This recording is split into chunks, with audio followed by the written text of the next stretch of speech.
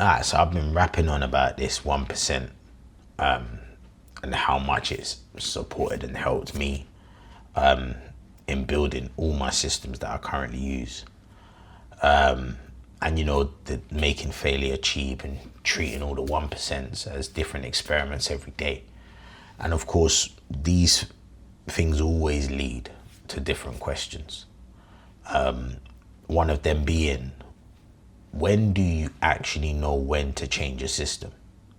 Do you know what I mean? Because obviously systems are supposed to evolve, so they are meant to change. But how do you actually know when the right time is?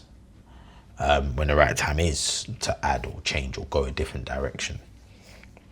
And I feel like the mistake that most people, including myself, many times in the past has made is that we don't usually change systems based on hardcore concrete evidence.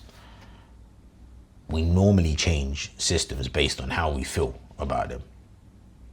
Like, the gym doesn't feel like it's working, or this relationship doesn't feel like it's working, or, the business don't feel like it's growing.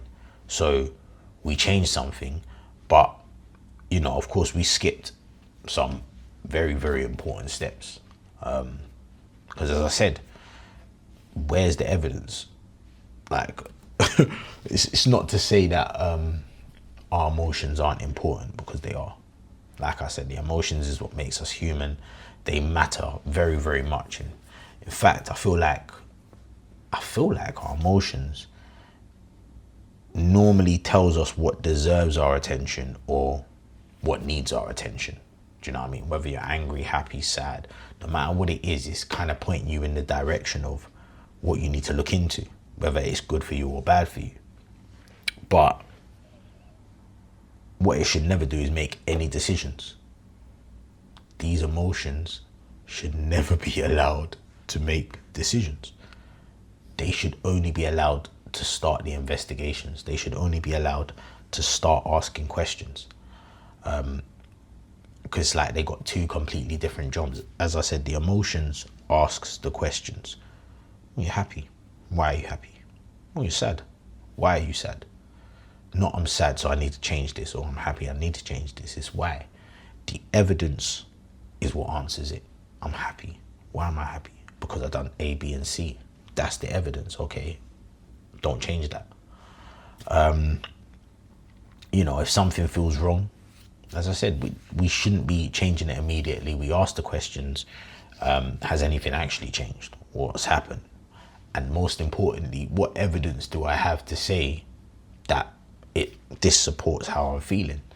Because as I said, is it a bad day or is it a bad system? Is something not working today, or have you been through this for the last 3 weeks and seen the evidence and the patterns? And again, that's why the 1%, it just connects so perfectly, because every small experiment normally gives me some sort of evidence. So that small 1% is going to give me something to work with. And I know what's caused the result. If something breaks, I know where to look. Again, 1% rule. But, it really does apply to everything. I always talk about the gym because it's an important building block for me in the sense that, if I didn't think the workout was changing, rather than just start doing all these different workouts, it's like, okay, track it. Can you actually do more or less? Has your strength increased? Has the weight changed? Track it. Where's the evidence to say that this is not working? Even in terms of relationships, to be fair, I've been in relationships. You can think about the relationship between a parent and a child. The amount of times that parents think this child doesn't care, or the child thinks my mum or dad doesn't care. But that's the feelings. What's the evidence? If they make time for you, if they support you, if they are providing for you, if they go out of their way to do things behind, if they're providing a roof as a parent, do you know what I mean? The evidence would point to say otherwise. They might not care as much, or they might not care the way you want them to care, but to say that they don't care when there's evidence to support that they do, do you know what I mean? Would again lead me to think I don't need to change something yet. Do you know what I mean? So with the emotions, because like I said, it's still very much there, but it's all right. You notice the feeling, you sit down with that feeling for a bit, and you investigate it. No decisions. You gather the evidence, you find the causes, you know, then you start to make tiny changes once you've found the cause, once you've got the evidence. But before that, what are we changing and why are we changing it? Yeah, so I mean, as I said, for me, it's about, in this world, it's about being able to identify these systems, build systems around them, maintain it and question it, and just keep on improving these systems.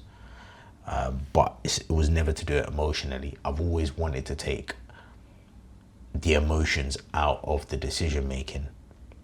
And the best way to do that is by looking at the evidence, by removing your emotions and looking at the cold, hard evidence. And, as I said, the emotions aren't there to give you the answers. The emotions actually help you ask better questions.